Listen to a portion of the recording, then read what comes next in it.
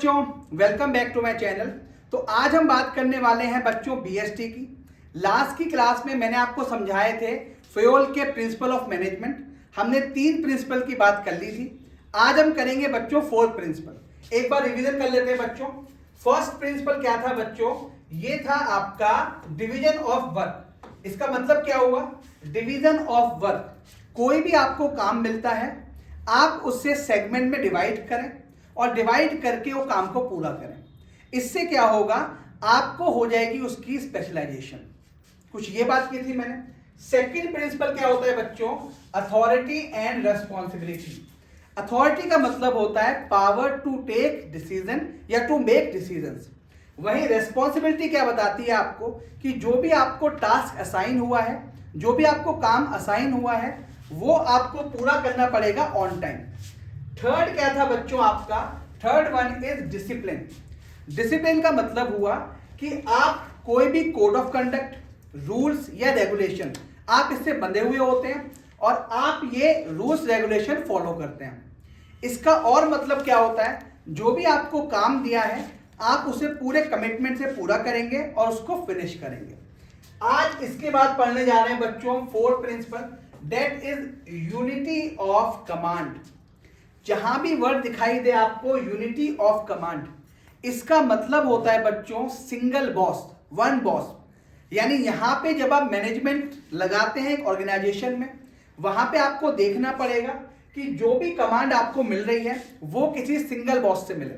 ठीक है, यानी वन बॉस। कुछ इस तरीके से मान के चलते हैं, अगर एक काम को करने के लिए एक से ज्यादा लोग आपको डायरेक्ट करते हैं तो वो काम आप कंफ्यूजन में करेंगे और गलत करेंगे। तो क्या लिखा हुआ है बच्चों? ऑर्डर और command from an single boss यानी वन बॉस। इसके पॉजिटिव इफेक्ट क्या हुए बच्चों? ध्यान से समझना बेटे। मैंने पहला वर्ड यूज किया था कंफ्यूजन, कि जब भी आपको एक से ज्यादा लोग डायरेक्ट करते हैं आप कंफ्यूज होते हैं। पॉजिटिव इफेक्ट क्या होगा बच्चों आपका? No confusion in the mind of subordinates. Second क्या लिखा हुआ है बच्चों? नो ईगो क्लैश, यानी कोई क्लैशेस नहीं होंगे आपके, ईगो क्लैशेस। क्योंकि अगर आपको 2 बॉस डायरेक्ट कर रहे हैं, जैसे मैंने आपको डायरेक्ट करा किसी काम को करने के लिए और मेरे एक जूनियर सर ने आपको डायरेक्ट करा, तो आपको दोनों काम करने पड़ेंगे, लेकिन पहले किसका करेंगे आप? तो इसमें क्या होता है बच्चों? ईगो क्लैशेस हो जाते हैं, वो इसमें आपको नहीं देखने को मिलेंगे। लास्ट वन क्या होता है बेटा? इफेक्टिवनेस इन वर्किंग, यानी आप टाइम पे अपने काम को पूरा कर पाएंगे जब आप फॉलो कर रहे होंगे बच्चों यूनिटी ऑफ कमांड। तो 3 पॉइंट मैंने आपको बताए। First is confusion, second ego clash and third is effectiveness. ठीक है, अगला लिखा हुआ है कॉन्सिक्वेंसेज ऑफ वायलेशन, कि अगर आप वायलेट करते हो उसको तो क्या क्या कॉन्सिक्वेंसेज हो सकते हैं। फर्स्ट, इसी को आप बच्चों रिवर्स कर दें। पहला क्या था? कंफ्यूजन, तो यहां पे आपको मिलेगा बच्चों कंफ्यूजन। सेकंड था नो ईगो क्लैश, यहां मिलेगा बच्चों आपको ईगो क्लैश। और लास्ट क्या होगा बच्चों? डिसिप्लिन। जब मैंने आपको डिसिप्लिन बताया था तो वहां मैंने आपको समझाया था कि आपको रूल्स फॉलो करने पड़ते हैं, रेगुलेशंस फॉलो करने पड़ते हैं और अपने टाइम या जो अपना काम जो होता है बच्चों उसको टाइम पे पूरा करना होता है। लेकिन जब आप यूनिटी ऑफ कमांड फॉलो नहीं कर रहे मैनेजमेंट में, ऑर्गेनाइजेशन में ये फॉलो नहीं हो रहा, तो क्या होगा बच्चों? डिसिप्लिन मेंटेन नहीं होगा। ये होता है बच्चों आपका unity of command. 5th principal क्या होता है बच्चों? 5th होता है यूनिटी ऑफ डायरेक्शन। अब ये डायरेक्शन बच्चों आपने कई बार पढ़ा हुआ है। डायरेक्शन, यहां पे इसका मतलब हुआ जो भी आप डायरेक्शन दे रहे हो, मैं डायरेक्शन दे रहा हूं, मेरा सीनियर डायरेक्शन दे रहा है, मेरा जूनियर डायरेक्शन दे रहा है, तो हम सबका जो मकसद होगा, जो गोल होगा, वो होगा ऑर्गेनाइजेशनल गोल। यानी कोई भी काम, 2 तरीके के ऑब्जेक्टिव होते हैं आपके, पर्सनल ऑब्जेक्टिव और ऑर्गेनाइजेशनल ऑब्जेक्टिव। तो यूनिटी ऑफ कमांड या यूनिटी ऑफ डायरेक्शन आपको सिखाएगा कि आपके सारे के सारे डायरेक्शन एक ऑर्गेनाइजेशन के मद्देनजर होने चाहिए। क्या लिखा हुआ है बच्चों? 1 यूनिट मीन्स 1 प्लान, यानी एक यूनिटी का क्या होगा बच्चों? 1 plan. Efforts of all the employees to be directed towards common direction, और कॉमन डायरेक्शन क्या होता है बच्चों आपका? Organisational goal. 1 head and 1 plan only, यानी आप इसकी बात करेंगे कि आप वन प्लान पे इस पे रहेंगे आप, ठीक है जी। अब इसके क्या क्या पॉजिटिव इफेक्ट होते हैं यूनिटी ऑफ डायरेक्शन के। पहला हमने क्या पढ़ा बच्चा, ऑर्गेनाइजेशनल गोल, आप इसको अचीव करते हैं। सेकेंड, एफर्ट और all the employees get towards the one direction only, एक डायरेक्शन में जा रहे हैं आपके सारे के सारे एफर्ट। तो दो चीजें आपने पढ़ी, ऑर्गेनाइजेशनल गोल और सेकंड क्या पढ़ा बच्चों आपने, वन डायरेक्शन। अगर आप इसे फॉलो नहीं करते, इसे वायलेट करते हो, तो क्या होगा बच्चों, लैक ऑफ कोऑर्डिनेशन। अगर डायरेक्शन आपका प्रॉपर नहीं है तो क्या हो सकता है बच्चों, कोऑर्डिनेशन नहीं होगा आपका।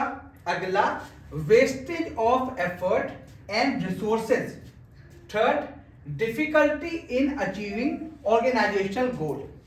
तो वायलेशन अगर जो भी आप करते हैं उससे कोऑर्डिनेशन, रिसोर्सेज के वेस्टेज या ऑर्गेनाइजेशन गोल आपका अचीव नहीं होता। आपको याद करने हैं बच्चों ये पॉजिटिव इफेक्ट और कॉन्सिक्वेंसेज में आप उसको रिवर्स कर देना, ठीक है जी। नेक्स्ट पढ़ते हैं बच्चों। नेक्स्ट है बच्चों, subordination of individual interest to general interest. अभी हमने जो पीछे वाला सेक्शन पढ़ा था अभी, यूनिटी ऑफ डायरेक्शन, इसमें भी बात करी गई थी बच्चों ऑर्गेनाइजेशन गोल की। अब जो नेक्स्ट दिखाई दे रहा है आपको, subordination of individual interest to general interest, इसमें भी आपको क्या दिखाई देगा, इसमें भी दिखाई देंगे आपको ऑर्गेनाइजेशन गोल। यानी पर्सनल ऑब्जेक्टिव या गोल पूरा करने से पहले आपको बात करनी पड़ेगी ऑर्गेनाइजेशन की। अगर केवल आप पर्सन की बात करते हैं, केवल इंडिविजुअल गोल की बात करते हैं, तो आपका मैनेजमेंट या आपका ऑर्गेनाइजेशन सक्सेसफुल नहीं बनेगा। क्या लिखा हुआ है बच्चों, ऑर्गेनाइजेशन गोल मस्ट सुपरसेड ओवर इंडिविजुअल इंटरेस्ट। यानी इंडिविजुअल गोल्स और ऑब्जेक्टिव पीछे, ऑर्गेनाइजेशन के गोल आपके पहले। पॉजिटिव इफेक्ट, अगर ये पॉजिटिवली आपने कर दिया, सबसे पहले मोस्ट इंपॉर्टेंट ऑर्गेनाइजेशन गोल ये आपके पूरे हो जाएंगे। और सेकंड वन इज कोऑर्डिनेशन। ये दोनों चीजें आपको कहां दिखाई देंगी बेटे, कुछ कुछ यहां पे दिखाई देंगी। यहां पे भी अचीवमेंट था, यहां पे भी क्या था, कोऑर्डिनेशन नहीं होता था। तो डिफरेंस क्या होता है, वहां पे केवल और केवल बात करी गई थी ऑर्गेनाइजेशन गोल की, यहां पे बात कर रहे हैं ऑर्गेनाइजेशन गोल की, और पहले किससे, पर्सनल गोल से। ठीक है बच्चों, 6 पॉइंट कवर हो गया हमारा। 7 देखते हैं बच्चों, remuneration of person, it's the most important point. अगर मैं आपसे बोलूं क्या सबसे ज्यादा, this is the most important point, क्या लिखा हुआ है, रेम्यूनरेशन ऑफ पर्सन। ये सिंपल कह रहा है आपसे बच्चों कि जो सैलरी या जो वेजेस आप अपने एम्प्लॉइज को और वर्कर को दे रहे हो वो एडिक्वेट होना चाहिए, सफिशिएंट होना चाहिए, और ऐसा होना चाहिए बेटे जो उनके स्टैंडर्ड ऑफ लिविंग को मैच कराए या उनको ऊपर लेके जाए। ठीक है, अगर किसी मैनेजर लेवल की सैलरी को आप लेस से ऑफर करते हैं 40,000 50,000, लेकिन वही बंदा सेम रैंक पे अगर जाए किसी और कंपनी पे तो उसको मिलते हैं वहां पे 1,20,000 या 1 लाख, तो उस केस में क्या होगा, वो डिमोटिवेट होगा अगर आपके यहाँ पे उसको कम पैसे मिलते हैं। तो क्या लिखा हुआ है, फेयर और adequate wages salaries to workers employees which would give at least a reasonable standard of living. बिल्कुल इसी तरीके से मान के चलो बच्चों, आपने किसी सफिशिएंट या एफिशिएंट एम्प्लॉय को अपने यहाँ रख रखा है और उसको कम पैसे दे रहे हो आप, तो क्या होता है बच्चों, पॉजिटिव इफेक्ट क्या होंगे, पहला मोटिवेटेड, ठीक है, सेकंड वो क्या दिखाएगा बच्चों, अपनी कमिटमेंट। ठीक है जी, दोनों चीजें पूरी करेगा। अगर ये वायलेशन आप करते हो, वायलेट करते हो, तो क्या क्या कॉन्सिक्वेंसेस हो सकते हैं। पहला बच्चों, इंक्रीज इन टर्नओवर, और ये टर्नओवर वो मत समझ लेना बेटे जो सेल की आ रही थी उसकी बात नहीं कर रहा है। यहां पे टर्नओवर का मतलब होता है रोटेशन, जाना, यानी increase in turnover of employees, employees आपको बार बार छोड़ के जाते रहेंगे। Second, dissatisfaction and demotivation, demotivate होंगे वो। अगर इसको सिंपल एक लाइन में बोलना चाहूंगा आपसे मैं, रेम्यूनरेशन ऑफ पर्सन, आप उन्हें फेयर और एडिक्वेट सैलरी दीजिए जिनसे उनकी स्टैंडर्ड लिविंग इंक्रीज हो, जिससे वो मोटिवेटेड हो, जिससे कि वो आपको छोड़ के ना जाए और कमिटमेंट से काम करें। ठीक है जी। फिफ्थ आगे देखते हैं बेटा, एक सेंट्रलाइजेशन एंड डिसेंट्रलाइजेशन। सेंट्रलाइजेशन का मतलब क्या होता है बेटा? सेंट्रलाइजेशन, जब आप बात कर, जैसे आपने सुने होंगे बेटे सेंट्रलाइज एसी, इसका मतलब क्या हुआ? सारी जगह एसी लगा हुआ है और एक जगह से वो ऑपरेट होता है। What is decentralised? इसका मतलब हुआ आपने स्प्लिट एसी लगा रखे हैं, विंडो एसी लगा रखे हैं और जिस रूम में आप जाते हो वहां का ऑन करते हो आप। लेकिन जब आप किसी होटल में जाते हो तो अधिकतर वहां पे होते हैं सेंट्रलाइज एसी। तो यहां पे कैसे यूज करेंगे इसको? सेंट्रलाइजेशन का मतलब होता है बेटा, refers to concentration of authority in few hands, यानी यहां पे जो अथॉरिटी होती है वो बहुत चुनिंदा लोगों के पास होती है। लेकिन जब हम बात करेंगे डिसेंट्रलाइजेशन की तो वहां पे एवरी लेवल ऑफ ऑर्गेनाइजेशन आपको वो अथॉरिटी देनी पड़ती है। क्या लिखा हुआ है बच्चों? Decentralisation means evenly distribution of power at every level of management. ठीक है जी। अब कहां कहां पे यूज करते हैं? अगर कोई लार्ज एम्प्लॉय है या कोई लार्ज ऑर्गेनाइजेशन है तो वहां पे आप क्या नहीं कर सकते? सेंट्रलाइजेशन। जैसे एक सिंपल बात करूं, एक कंपनी है, उसके 5 जगह ऑफिस है, तो एक जगह से मैनेज नहीं होगा। यहां पे कौन सा यूज करना पड़ेगा बच्चों? यहां पे यूज करना पड़ेगा आपको डिसेंट्रलाइजेशन। अगर वहीं कोई छोटी कंपनी है तो क्या यूज करोगे बच्चों आप? सेंट्रलाइजेशन। ठीक है। अगला, अगर आपके पास एफिशिएंट एम्प्लॉय है, क्या है आपके पास? एफिशिएंट एम्प्लॉय, तो उस केस में क्या करना चाहिए आपको? एफिशिएंट है, अपनी पावर को कर दीजिए डिसेंट्रलाइज्ड, उनको दे दीजिए थोड़ी बहुत। और जहां पे नॉट फुल्ली डेवलप्ड, आपके एम्प्लॉइज फुल्ली डेवलप्ड नहीं है या कम है नंबर में, तो पावर रखें टॉप लेवल के पास। कहां पे रखें बेटा? कम। नेक्स्ट, अब जो फयोल था यहां पे, फयोल ने बताया कि भाई साहब आपको जो यहां प्रिंसिपल बनाना है, इनका आपको प्रॉपर कॉम्बिनेशन लेना है। जहां पे जरूरत है आपको सेंट्रलाइज कीजिए पावर को, जहां पे जरूरत है डिसेंट्रलाइजेशन की वहां पे डिसेंट्रलाइजेशन करिए आप। ठीक है। अगला, पॉजिटिव इफेक्ट क्या होंगे बच्चों उसके? पहला देखिए बेटा, बेनिफिट ऑफ, अगर दोनों यूज करेंगे आप, प्रॉपर कॉम्बिनेशन करेंगे तो आपको सेंट्रलाइजेशन का ही बेनिफिट मिलेगा और आपको बेनिफिट मिलेगा बच्चों डिसेंट्रलाइजेशन का भी। Next, fast decisions eight operation level and strict control, यानी ये कॉम्बिनेशन होता है बच्चों ऑपरेशनल या फिर डिसीजंस का, और सेकंड क्या हो गया बच्चों? कंट्रोल का। डिसीजन आपके फास्ट होंगे। डिसीजन फास्ट आपके क्यों होंगे? क्योंकि आपका कुछ कॉम्बिनेशन सेंट्रलाइजेशन में है और वहीं पे कंट्रोल भी रहेगा आपका। नेक्स्ट है बच्चों, अगर ये वायलेट करते हो आप, वायलेशन हो जाता है इसका, तो क्या क्या कॉन्सिक्वेंसेस होंगे? पहला, complete centralisation will result in delay in decision. मतलब क्या हुआ कि अगर सारी की सारी पावर टॉप लेवल के पास है, कोई भी डिसीजन फॉलो करना है, जैसे कि आपको डिस्काउंट की बात करते हैं, एक शोरूम पे, आपके 5 शोरूम है और एक पे एक कस्टमर आया और उसने बोला कि मैं आपसे 100 जीन्स खरीदने वाला हूं, मुझे डिस्काउंट क्या मिलेगा? आपके पास पावर ही नहीं है डिस्काउंट देने की। आप किससे बात करोगे? टॉप लेवल से। लेट्स से टॉप लेवल उस दिन है ही नहीं, अवेलेबल नहीं है ऑफिस में, तो क्या आप उसको डिस्काउंट दे पाएंगे? Answer is no. तो इससे क्या हुआ? कस्टमर चला गया।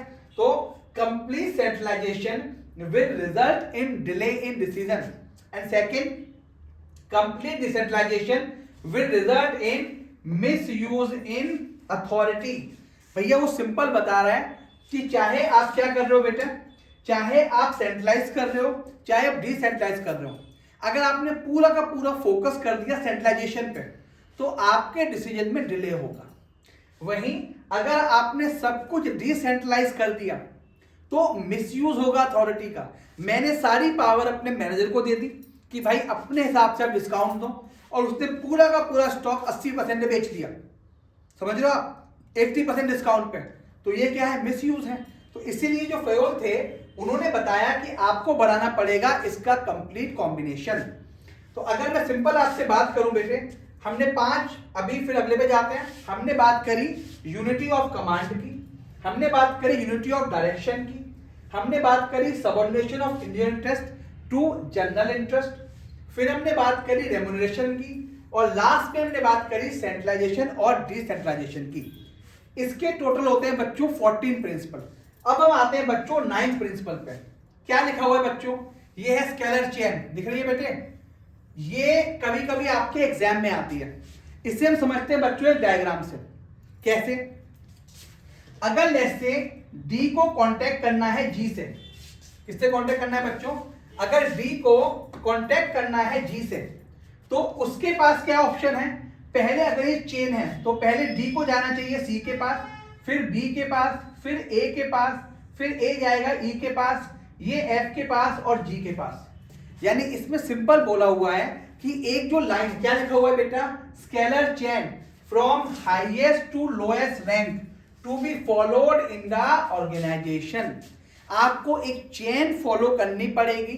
अगर मेन होता है रिपोर्टिंग, अगर सीईओ को रिपोर्टिंग चाहिए तो पहले उसको रिपोर्टिंग करेगा सीएफओ, सीएफओ को रिपोर्टिंग करेगा मैनेजर, मैनेजर को रिपोर्टिंग करेगा अकाउंटेंट, और अकाउंटेंट को रिपोर्टिंग करेंगे उसके एग्जीक्यूटिव।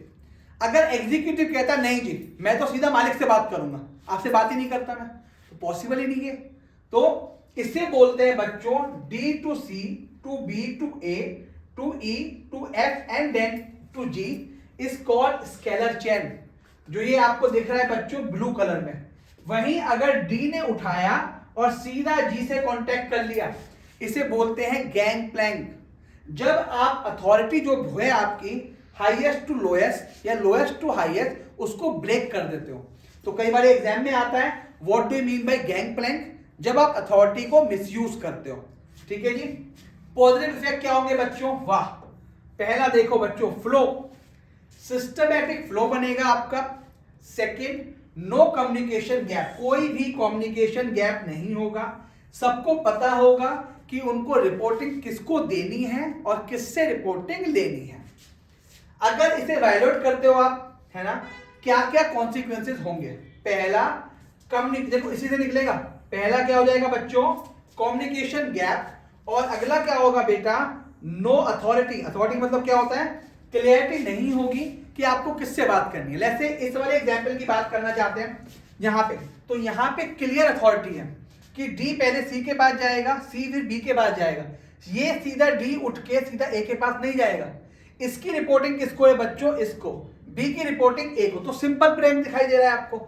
तो इसी तरीके से सिंपल बताऊंगा आपको मैं कि यहीं पे इसी को बोलते हैं बच्चों स्केलर चेन। ठीक है जी, लिख के आओगे मेरे एग्जाम में। ये भी आपका इंपॉर्टेंट दिखता है बेटा, और ये भी कई बार आपके एग्जाम में आपको दिखाई देता है। नेक्स्ट देखते हैं बच्चों principle of order.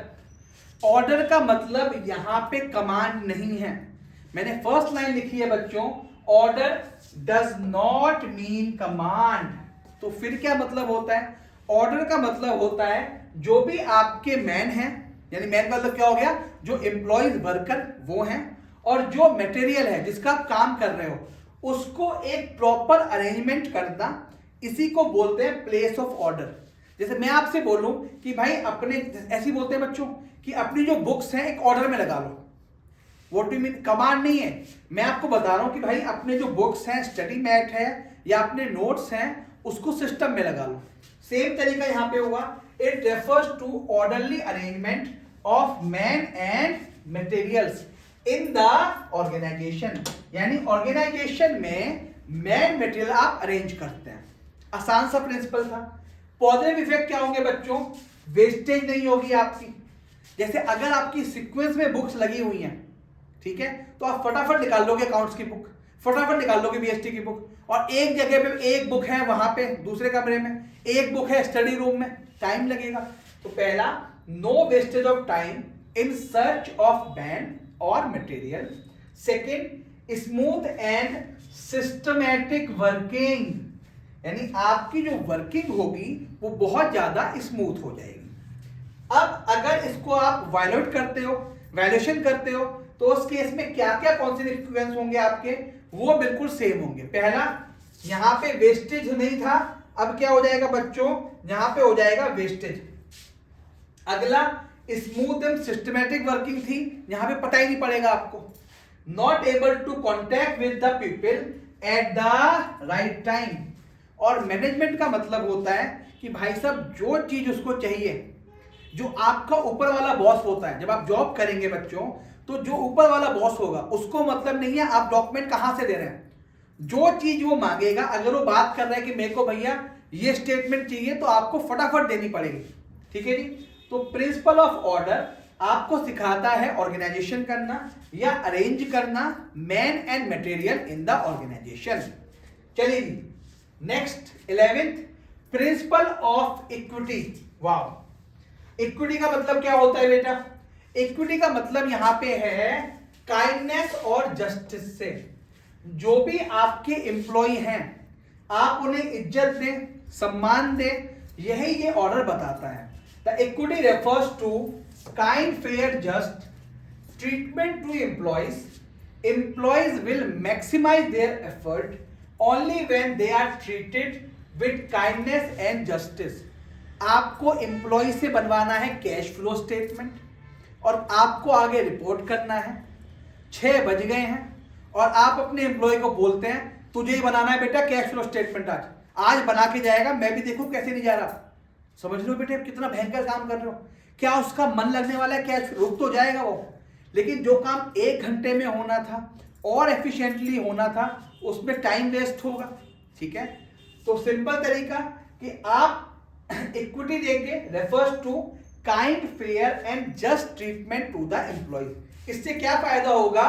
Employ satisfy होगा और जो उनका मोरल था वो क्या हो जाएगा बच्चों? Boost. Boost is the secret of our energy. ठीक है, पहला सेटिस्फाइड, दूसरा मोरल क्या हो जाएगा? बूस्ट। अगला कॉन्सिक्वेंसेस, अगर वायलेट करते हो आप तो क्या क्या कॉन्सिक्वेंसेस होंगे बच्चों? पहला डिससेटिस्फैक्शन, इंक्रीज इन टर्नओवर और अनहेल्दी रिलेशनशिप। ये ऑलरेडी डिस्कस कर लिया है बेटा हमने। और डिससेटिस्फैक्शन भी। तो अगर मैं सिंपल बोलूं, प्रिंसिपल ऑफ इक्विटी एक तरीके से ये आपका मोरल की बात करेगा। ये आपको बता रहा है कि आपको काइंड, फेयर और जस्ट ट्रीटमेंट देना है अपने एम्प्लॉयज को, जिससे कि वो सेटिस्फाइड रहे, जिससे कि उनका मोरल बूस्ट रहे।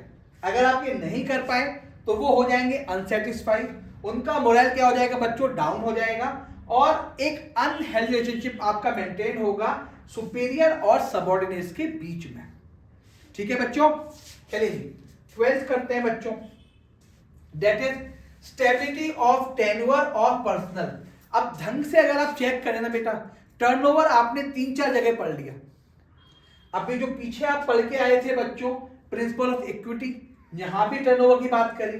अगला देखिए बच्चों, stability of tenure of personal. ये आपको बता रहा है कि आपको जो आपके एम्प्लॉयज हैं उनको रोटेट नहीं करना चाहिए ज्यादा, और उनको ऐसा नहीं कि बाहर भगा दो। आप 1 साल काम करा, चलो अब नया एम्प्लॉय ढूंढते हैं। जैसे आपकी 3 ब्रांच है, जैसे आपकी बच्चों 3 ब्रांच है। ठीक है, जैसे ये है, एक यूपी में है, एक बेंगलोर में, एक हैदराबाद में। जो एम्प्लॉय यहां पे 1 साल काम हुआ यूपी में, उसको शिफ्ट कर दिया हैदराबाद में, फिर वहां 1 साल काम कराया, शिफ्ट कर दिया बेंगलोर में। अब खुली नई यूनिट मुंबई में, शिफ्ट वहां पे कर दिया। क्या कर रहे हो आप? तो इसने ये आपको बताता है कि आप कोई भी टेन्योर, कोई भी शिफ्टिंग कर रहे हो आप, तो उससे पहले स्टेबल करो। क्या लिखा हुआ है? It refers to no frequent termination and transfer. Terminate का मतलब होता है कंपनी से बाहर निकाल देना। ट्रांसफर का मतलब होता है कि अपनी किसी और ब्रांच में या अपने किसी और ऑर्गेनाइजेशन में उसको शिफ्ट कर देना। Avoid frequent turnover and rotation of employee. इसका अगर मैं एक वर्ड बोलूं तो आपको बहुत ध्यान से इसका, that is called job security. क्या है इसका मतलब? इसका मतलब है job security. Stability of tenure of personal, आपको अपने एम्प्लॉयज को एक जॉब की सिक्योरिटी देनी है। पॉजिटिव इफेक्ट क्या होंगे बच्चों? देखिए 2 चीजें आपको समझ आएंगी, ऑलरेडी पढ़ चुके हैं नहीं। पहला, एफिशिएंट होंगे। अगर किसी बंदे की जॉब सिक्योरिटी होगी, आपने किसी एम्प्लॉय को बोल दिया कि आपको 5 साल यहीं रहना है, तो क्या होगा, वो कोई भी काम करेगा उसे एफिशिएंटली करेगा, आपके पैसे बचा के देगा, और दूसरा क्या करेगा, ऑन टाइम पे करेगा। वेस्टेज ऑफ टाइम, यानी दो चीज की बात कर रहे हैं, पहला कॉस्ट और दूसरा क्या बात करेंगे बेटे, टाइम।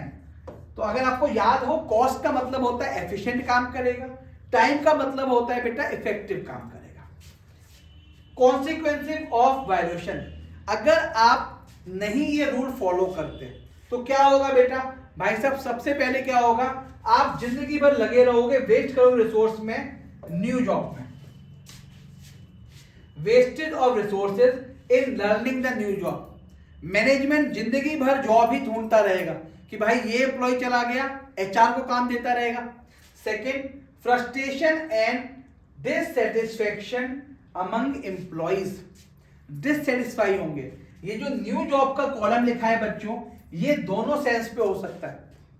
पहला, जो एम्प्लॉय होगा अगर उसको स्टेबिलिटी नहीं मिलेगी तो वो नई जॉब सर्च करेगा, और अगर नई जॉब पे चला जाता है, टर्नओवर ज्यादा है कंपनी में, तो उस केस में क्या होगा, टर्नओवर मतलब रोटेशन ज्यादा हो रहा है, टर्मिनेट ज्यादा हो रहे हैं, तो उस केस में क्या होगा, जो ऑर्गेनाइजेशन होगी उसका भी मेन काम क्या होगा, एम्प्लॉय हायरिंग पे लगा रहेगा। इसे बोलते हैं बच्चों stability of tenure of personal.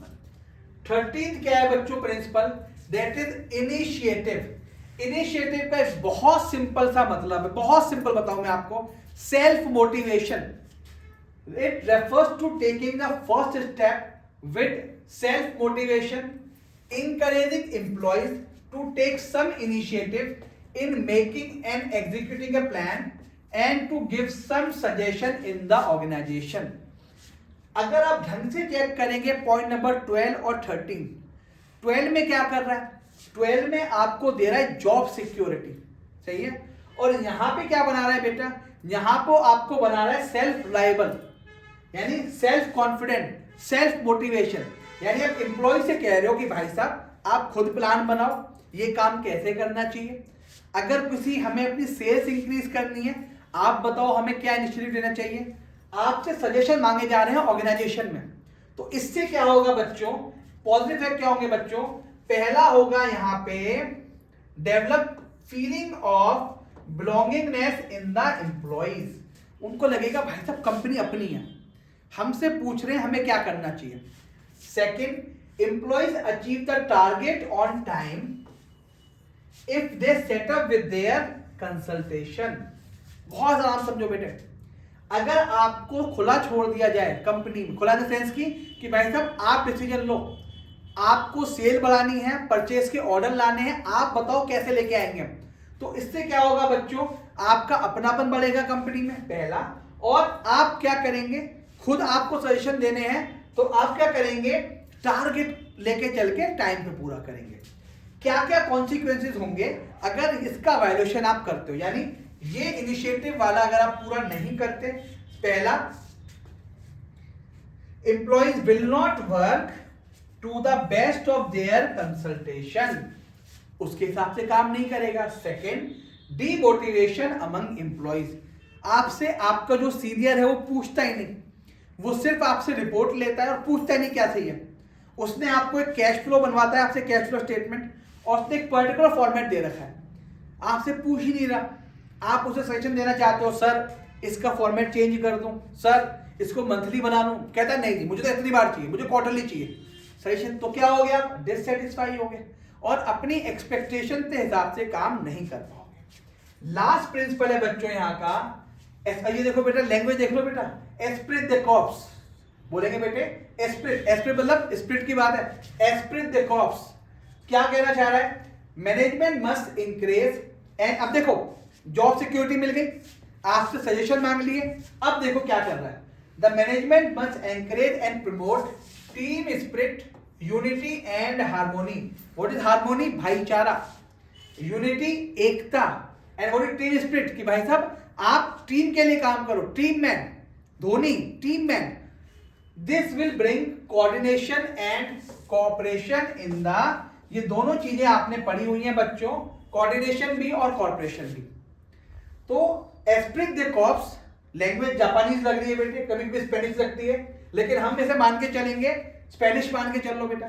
तो management must encourage and promote team spirit, unity and harmony. This will bring coordination and cooperation in the organisation. Positive effect क्या होंगे बच्चों? ग्रुप गोल आपका मिलेगा आपको और टीम स्पिरिट बढ़ेगी. ठीक है, यानी ग्रुप के लिए काम करेंगे. Organisation objective. Consequences of violation. अगर आप इसे वायलेट करते हो तो क्या क्या कॉन्सिक्वेंसेज हो सकते हैं? पहला, टीम गोल आपको नहीं मिलेगा. और सेकंड, टीम स्पिरिट आपकी, देखो सेम टू सेम बेटे, सेम टू सेम. यहां पे टीम स्पिरिट थी, नहीं होगी. यहां पे ग्रुप गोल थे, नहीं अचीव होंगे. तो ये थे बच्चों फयोल के 14 principles of management. I hope आपको समझ आए होंगे. नेक्स्ट वीडियो में चैप्टर के मैं आगे का पार्ट कराऊंगा. ऐसी वीडियो देखने के लिए हमारे चैनल को लाइक और सब्सक्राइब करें. थैंक यू बच्चों.